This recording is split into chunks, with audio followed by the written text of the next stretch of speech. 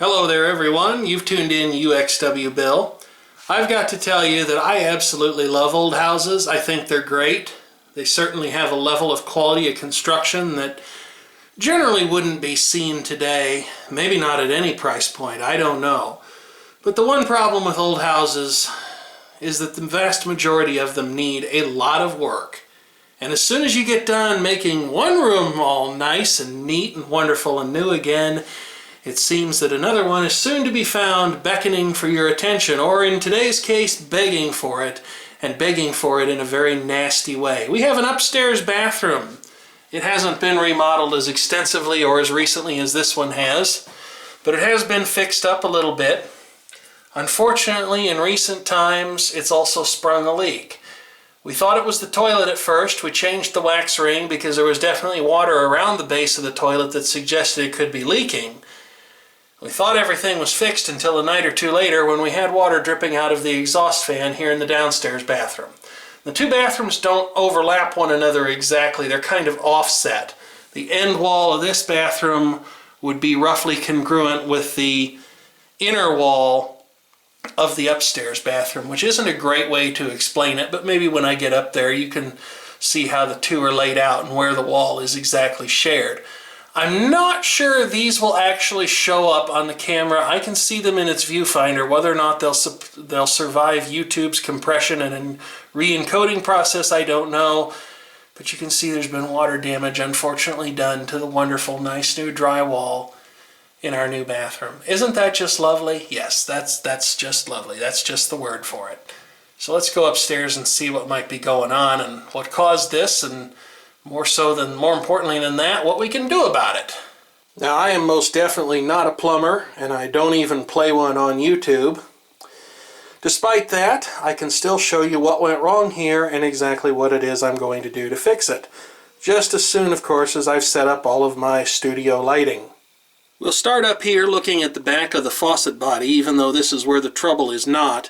You can see that it's certainly been wet numerous times over the years, but when we remodeled this bathroom in the mid-1990s, we actually changed out the bathtub faucet for a new body.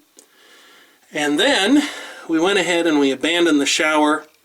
You can see there's a pipe cap in the top of the faucet body, and then the line running to the shower was just abandoned and capped up where the shower head used to be, because we believed very strongly at the time that it leaked and no one had ever taken a shower in here. In fact, I think we were told that when we bought the house, that the shower leaked. So the problem definitely wasn't there. But if we look a little further down and we look in this valley here, you can see that it's been wet. Off to the left you can also see there's some sort of a piece of wood or something like that. I don't know what that was. I suppose it was whatever the people who put this bathroom in, because we don't think this house had a second-story bathroom originally. Probably just some random piece of material that they used because it was handy. I can't really make out enough of it to tell what it says, but it would be kind of cool to know.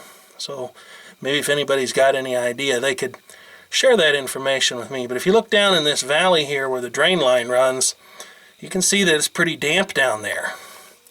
Yet when I went looking around the edges of the tub, I couldn't see any evidence that it had been damp there. And I couldn't see any evidence that it had been damp over here. So where'd the water come from? Well, it took a little bit of thinking, but it slowly dawned on me that if the tub wasn't leaking from water being splashed over the sides, which it definitely didn't appear to be, there was really only one other possibility, and it would have to be this overflow drain assembly. Turns out that it is. I had my mother get a cup of water and splash it at the overflow, and when she did, sure enough, it started leaking down the back of the tub. And there is some water staining here, but it didn't look particularly fresh, so it was easy to be thrown for a loop. Now, of course, the question is, how are we going to fix this?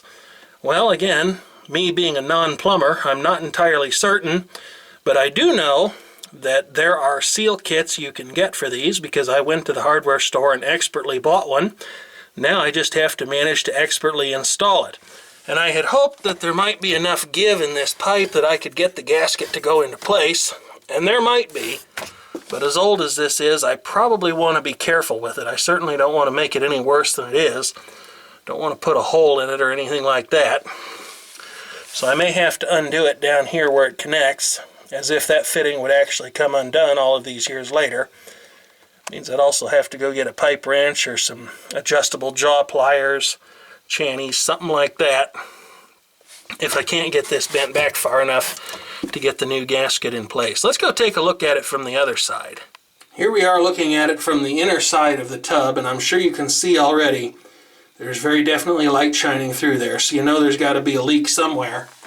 And it just so happens that my father had replaced this drain actuator control recently, because the original one, which I believe said Milwaukee Faucet Company on it, expired after many decades of faithful service. And I think that when he went to change that out, that he destroyed whatever was left of the gasket. In order to get the replacement gasket to go into place, I'll have to remove this control and this cover plate. It's fairly easy to do that. All you have to do is remove this cotter pin right here. These are so called because invariably the tool you're using will slip off of them and they'll go flying down the drain with a very sad clotter plunk sound. I'm going to go ahead and try to clean up as much of the old gasket's remnants as well as whatever rust happens to be in here, so that I can be reasonably assured that the new gasket will seal the way it's supposed to. And I would advise that you be a little bit careful doing this so that you don't scratch the enamel of your own bathtub. Okay, the seal is now in place, and it wasn't too bad to do this. I thought that I would have more luck doing it from the front of the tub or the inner side of the tub, but it was actually far easier to go back behind the tub. Fortunately, I have access back there, and I was able to pull this drain pipe, this overflow stack, back just enough that I could slide that gasket into place, and it looks like it should be clearing everything that it needs to clear. And I believe that when I go ahead and put this cover plate and actuator back in place, just like so, that it'll go ahead and pull everything together and tighten up this upper portion of the seal. Now I believe that the larger portion of the seal actually goes toward the bottom of the overflow assembly. But when I'm wrong about that, you can point and laugh and make fun of me in the comments, up to a point. Anyway, here's our lovely cotter pin again. I didn't succeed in making it go cotter plunk down the drain the first time, so we'll try it again and see if I'm any more successful. This is probably going to be something of a pain in the kazoo to actually do. So we'll try to flatten this thing out so that I can be assured it'll actually go back together the way it's supposed to. And then we'll take our little control here. Yeah, I may need 8 or 9 or 1,000 hands to do this. I don't know.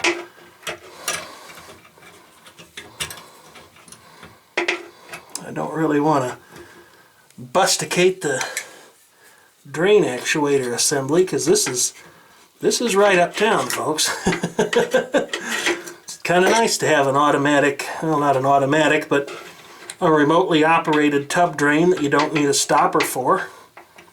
So we'll just see if I can get that control to go in there.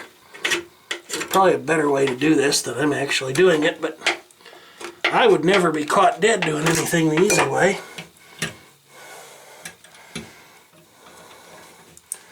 And of course the local hardware emporium is certainly closed right now, so if I do succeed in losing this thing, well, I guess I could go get some thermostat wire or something.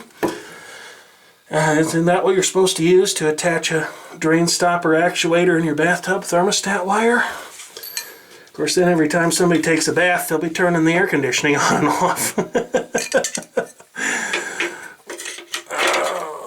Yeah, I don't know. I may have to think about this for a little while. I was going to do it on camera, but I don't know that any of you deserve to hear me use that kind of language.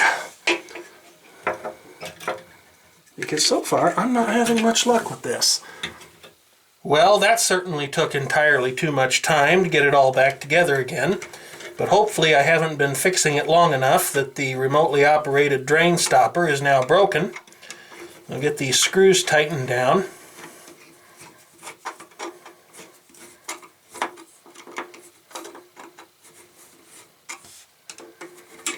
verify that it still works. I'll get the stuff out of the way of the drain here. And now we'll just go ahead and try it.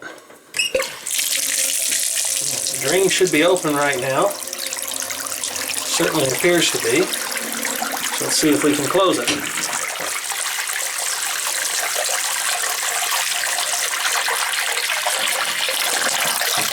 And we'll just verify that it opens again.